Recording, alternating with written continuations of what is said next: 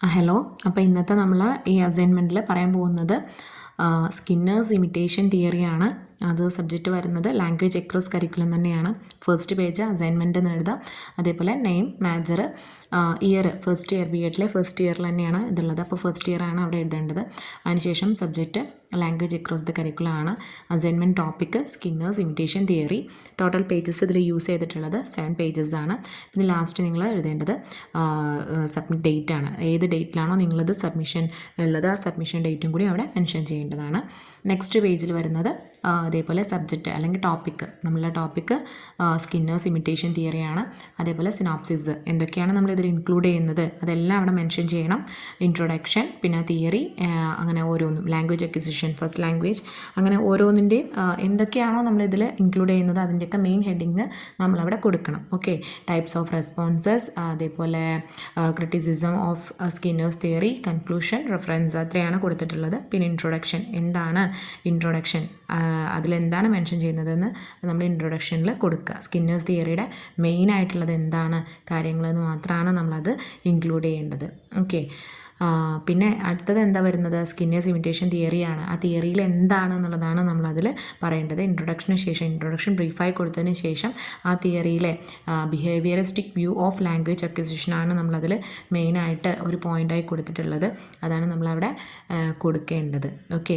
അതിൽ എന്തൊക്കെയാണ് ഓരോ പോയിൻറ്റും വരുന്നത് എന്നുള്ളതാണ് നമ്മളതിൽ ബ്രീഫായിട്ട് ഓരോ പോയിൻ്റ് വൈസായിട്ട് കൊടുത്തിട്ടുള്ളത്. നമ്മൾ ഓരോ അസൈൻമെൻറ്റ് എഴുതുമ്പോൾ വലിയ വലിയ പാരഗ്രാഫ് ഇൻക്ലൂഡ് ചെയ്യുന്നതിന് പകരം ഇങ്ങനെ പോയിൻ്റ് വൈസ് എഴുതുമ്പോൾ നമുക്കത് നോക്കുന്നവർക്കും അതേപോലെ നമുക്ക് പിന്നീട് അത് എടുക്കുമ്പോഴും റെഫറൻസിനായി എടുക്കുമ്പോഴൊക്കെ നമുക്കത് ഈസി ആയിരിക്കും. എക്സാമിനും നമ്മൾ ഇങ്ങനെ പോയിൻ്റ് ഇട്ടിട്ട് ഹെഡിങ് മാത്രം കാര്യമായിട്ട് റെഡിങ്ങോ അല്ലെങ്കിൽ ഏതെങ്കിലും വേറെ കളേഴ്സ് യൂസ് ചെയ്ത് കൊടുക്കുകയാണെങ്കിൽ അത് അട്രാക്റ്റീവ് ആയിരിക്കും. ഓക്കെ.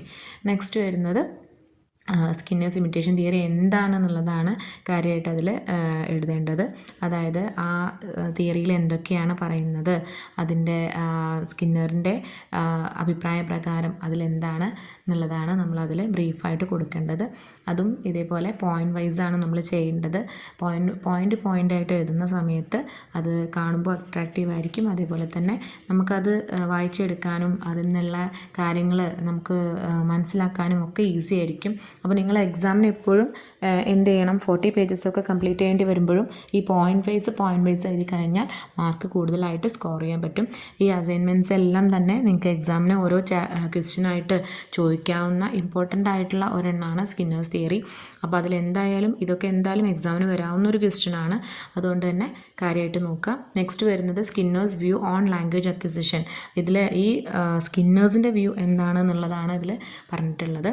അപ്പോൾ അതും പോയിൻ്റ് വൈസ് ആയിട്ടാണ് കൊടുത്തിട്ടുള്ളത്. ഓരോരോ ബിഹേവിയറിനെ പറ്റിയിട്ടും അതേപോലെ ഓരോരോ സ്റ്റേജസിനുള്ള കുട്ടികളുടെ മാറ്റങ്ങളും അതൊക്കെയാണ് ഇതിൽ ഇൻക്ലൂഡ് ചെയ്തിട്ടുള്ളത്. അതും ഇമ്പോർട്ടൻ്റ് ആയിട്ടുള്ള പോയിൻറ്റ്സൊക്കെ അണ്ടർലൈൻ ചെയ്തിട്ടാണ് കൊടുത്തിട്ടുള്ളത്. അങ്ങനെ ഇമ്പോർട്ടൻ്റ് ആയ പോയിൻറ്റ്സൊക്കെ അണ്ടർലൈൻ ചെയ്തുകൊണ്ട് നിങ്ങൾക്കത് പെട്ടെന്ന് തന്നെ ആ പോയിൻറ്റ്സ് ഓർത്ത് വയ്ക്കാം. ബാക്കി നമുക്ക് അതിനെ ഡിസ്ക്രൈബ് ചെയ്യുന്നത് നമുക്ക് നമ്മളെ വേർഡ്സിൽ ചെയ്യാവുന്നതാണ്. അപ്പോൾ ആ പോയിൻറ്റ്സ് ഓർത്ത് വയ്ക്കാൻ വേണ്ടിയിട്ട് നമുക്കത് പെട്ടെന്ന് എടുത്ത് കാണാവുന്ന രീതിയിൽ ചെയ്യാവുന്നതാണ്. എക്സാമിനും ഈ ഒരു ടിപ്സ് നിങ്ങൾക്ക് യൂസ് ചെയ്യാവുന്നതാണ്. ഓക്കെ. അപ്പോൾ 1 2 3 4 പോയിൻറ്റ്സ് ആയിട്ടാണ് നമ്മൾ ഇതിൽ കൊടുത്തിട്ടുള്ളത് കേട്ടോ. ഇപ്പോൾ സ്കിന്നേഴ്സ് വ്യൂ ഓൺ ലാംഗ്വേജ് അക്വിസിഷനാണ് അവിടെ പറഞ്ഞത്. നെക്സ്റ്റ് വരുന്നത് 3 ടൈപ്സ് ഓഫ് റെസ്പോൺസസ് ആണ്. ഓക്കെ. 3 ടൈപ്സ് ഓഫ് റെസ്പോൺസസ് അവിടെ ബ്രീഫായിട്ടാണ് കൊടുത്തിട്ടുള്ളത്. അത് കഴിഞ്ഞിട്ട് അതിൻ്റെ ശേഷം ക്രിറ്റിസിസം ഓഫ് സ്കിന്നേഴ്സ് തിയറിയുടെ ക്രിറ്റിസിസം അവിടെ കൊടുത്തിട്ടുണ്ട്. അതും ബ്രീഫായിട്ടാണ്, എല്ലാം പോയിൻ്റ് വൈസ് ആയിട്ടാണ് കൊടുത്തിട്ടുള്ളത്. അതാണ് ഈ അസൈൻമെൻറ്റ് അല്ലെങ്കിൽ എക്സാം പേപ്പറൊക്കെ നമ്മൾ പോയിൻ്റ് വൈസ് ആയിട്ട് തന്നെ ചെയ്യുക കേട്ടോ. പോയിൻ്റായിട്ട് എഴുതുമ്പോൾ നമുക്ക് മാർക്ക് കൂടുതലായിട്ട് സ്കോർ ചെയ്യാൻ പറ്റാവുന്നതാണ്. ഓക്കെ. അപ്പോൾ ഈ രണ്ട് ടോപ്പിക്കാണ് ഈ ഒരു പേജിൽ നമ്മൾ ഇൻക്ലൂഡ് ചെയ്തിട്ടുള്ളത്. ടോട്ടൽ 7 പേജസ് ആണ്. അതിലിപ്പോൾ ഇത് 6th പേജാണ് വരുന്നത്. 3 ടൈപ്സ് ഓഫ് റെസ്പോൺസസും ക്രിറ്റിസിസം ഓഫ് സ്കിന്നേഴ്സ് തിയറിയും വരുന്നത്. ഇനി നെക്സ്റ്റ് നമ്മൾ നോക്കാൻ പോകുന്നത് ലാസ്റ്റ് പേജാണ്. അതിൽ കൺക്ലൂഷനും റെഫറൻസും ആണ് വരുന്നത്. അതായത് നമുക്ക് ഈ ഒരു അസൈൻമെൻറ്റ് എങ്ങനെ കൺക്ലൂഡ് ചെയ്യാം എന്നുള്ള ഒരു സംഭവമാണ് നമ്മൾ കൺക്ലൂഷനിൽ വരുന്നത്. നമുക്ക് അറിയാവുന്ന കാര്യമാണ്, എന്നാലും ജസ്റ്റ് പറഞ്ഞു എന്നേ ഉള്ളൂ. അതേപോലെ റെഫറൻസ്, നമ്മളിപ്പോൾ എന്തൊക്കെയാണ് റെഫർ ചെയ്തത് ഈ ഒരു അസൈൻമെൻറ്റ് തയ്യാറാക്കാൻ വേണ്ടിയിട്ട് എന്നുള്ളതും കൂടി നമുക്ക് അവിടെ മെൻഷൻ ചെയ്യാവുന്നതാണ്. അപ്പോൾ അസൈൻമെൻറ്റിന് ഇത്രയും സ്റ്റെപ്സ് എന്തായാലും എല്ലാവരും ഇൻക്ലൂഡ് ചെയ്യണം. ഇത്രയും സ്റ്റെപ്സ് ചെയ്താലേ നമുക്ക് മാർക്ക് സ്കോർ ചെയ്യാൻ പറ്റുള്ളൂ.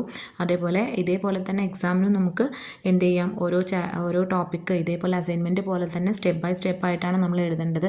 എന്നാലാണ് നമുക്ക് മാർക്ക് സ്കോർ ചെയ്യാൻ പറ്റുള്ളൂ. ഒരു അസൈൻമെൻറ്റിൻ്റെ പോലെ തന്നെ സിനോപ്സിസും ഇൻട്രൊഡക്ഷനും എല്ലാം തന്നെ കൊടുത്തിട്ട് വേണം നമ്മൾ ഓരോ എക്സാമിൻ്റെ ആ ടോപ്പിക്ക് ആൻസർ ചെയ്യാൻ വേണ്ടിയിട്ട്. ഇപ്പോൾ സ്കിന്നേഴ്സ് തിയറി ചോദിച്ചു കഴിഞ്ഞാൽ ഈ ഒരു അസൈൻമെൻറ്റ് എഴുതി അതേ പാറ്റേണിലാണ് എക്സാം എഴുതേണ്ടത്.